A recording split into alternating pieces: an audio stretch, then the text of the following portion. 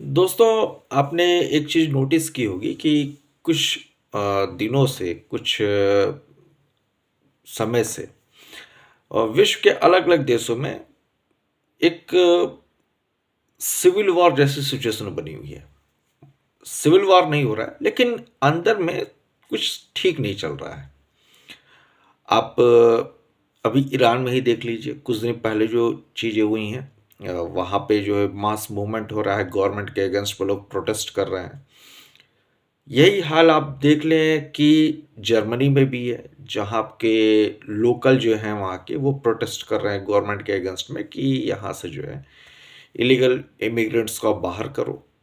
France में कुछ दिन पहले दंगे हुए थे। ब्रिटेन में भी यही है कि वहाँ के लोग प्रोटेस्ट कर रहे हैं कि जो इलीगल है उन्हें बाहर करो। ऑस्ट्रेलिया का भी यही हाल है। विश्व के अलग-अलग जगहों पे आप इस तरह के प्रोटेस्ट को देख रहे हैं। ये है क्लैशेस ऑफ सिविलाइजेशन।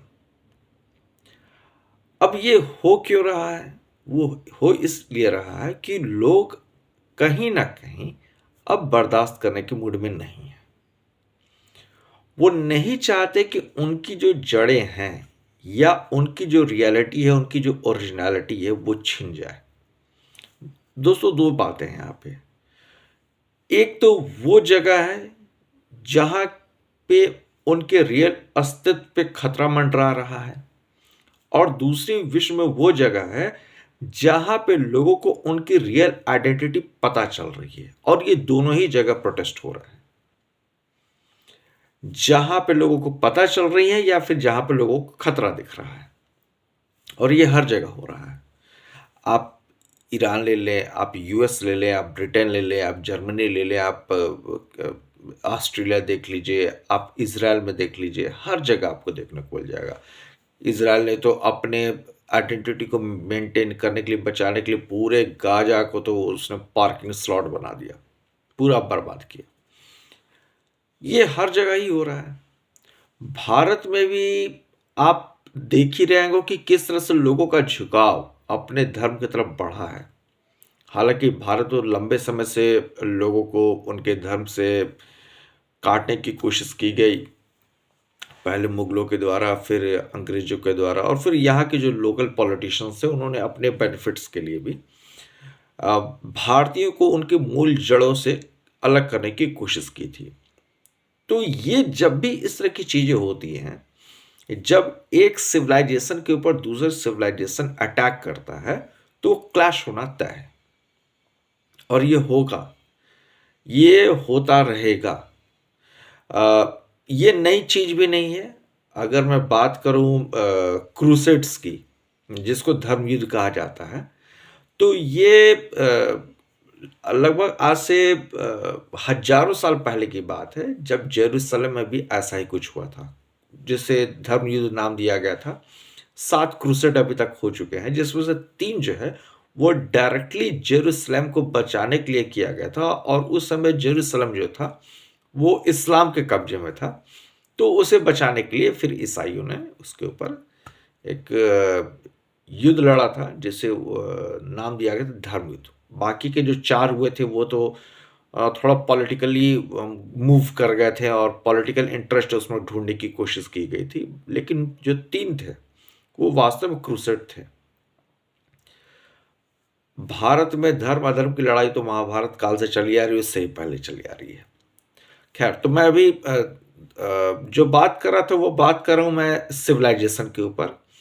तो ये जो हाल के दिनों में ये जो घटनाएं घट रही हैं, चाहे आप कहीं पे भी देख ले विश्व के कोने में, ये एक अलग ही तरीके का वॉर है, जिसे आप ये समझ ले कि ये सिर्फ और सिर्फ वेपन्स के थ्रू नहीं लड़ा जाएगा, ये साइकोलॉजिकल भी होगा।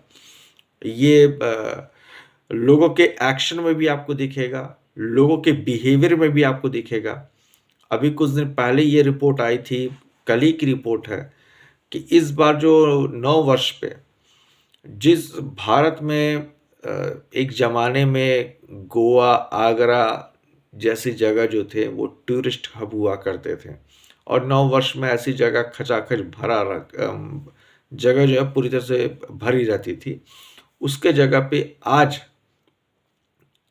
प्रयागराज, ऋषिकेश, काशी विश्वनाथ धाम, काशी का पूरा क्षेत्र, अयोध्या नगरी हमारी, ये सारी जगह भर चुके हैं दोस्तों।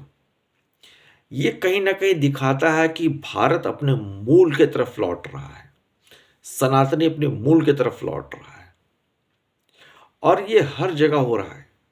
जहाँ जिसको समझ में बात आ रही है कि उसकी वास्तविकता क्या है, वो वहाँ पे लोग प्रोटेस्ट कर रहे हैं, उसके तरफ भागे चले जा रहे हैं। ईरान में एक तबका है, जो ये मानता है कि उसका वो जो देश है, वो ईरान ना होके पर्शिया था और वास्तविकता भी है, हकीकत भी है, इतिहास भी इस बात को मानता है कि ईरान तो नाम बाद में आया, पहले उसका जो मूल अस्तित्व है, वो पर्शिया ही है। आज से हजारों साल पहले जब सिकंदर भारत की तरफ बढ़ रहा था तो उसने बीच में पर्सिया को पूरा बर्बाद किया और उसके बाद जो है फिर वो भारत की तरफ आ गया था। तो आप किसी से भी उसके वास्तविक पहचान को अगर छीनने की कोशिश करेंगे तो आज नहीं तो कल इसी तरीके से वहाँ की जो जनता है वो प्रोवोक करती है और वो फिर अपने उस पहचान की तरफ आगे बढ़ जाती है जो उसकी हुआ करती थी। बहुत दिन तक लोगों को उनकी जड़ों से काटना बड़ा मुश्किल हो जाता है दोस्तों। तो ये जो आज हम देख रहे हैं पूरे वर्ल्ड में जो सिनेरियो क्रिएट है वो कहीं ना कहीं इन्हीं चीज़ों की तरफ इशारा करता है। अभी कुछ दिन पहले मैंने एक जगह देखी है जो इराक और सीरिया के बीच में पड़ती है वो जगह, और वहाँ के लोग ये मानते हैं कि वो जो हैं वो प्रभु श्री कार्तिकेय के वंशज हैं। तो वो कहते हैं कि उन्हें वो जो जगह है, वो चाहिए, वो इराक और सीरिया से अपने आप को अलग करके एक कार्तिकिस्तान बनाना चाहते हैं। तो ये सब क्या दिखाता है? ये सब दिखाता है कि लोग अपने उन मूल पहचान की तरफ बढ़ रहे हैं, जहाँ से उन्होंने कभी शुरुआत की थी। तो देखते हैं आगे क्या होता है और इसमें क्या-क्या बदलाव देखने को मिलता है। और जो भी नई चीज़ें होंगी उस पे फिर हम लोग चर्चा करेंगे। आपने मेरा वीडियो देखा इसके लिए बहुत बहुत धन्यवाद।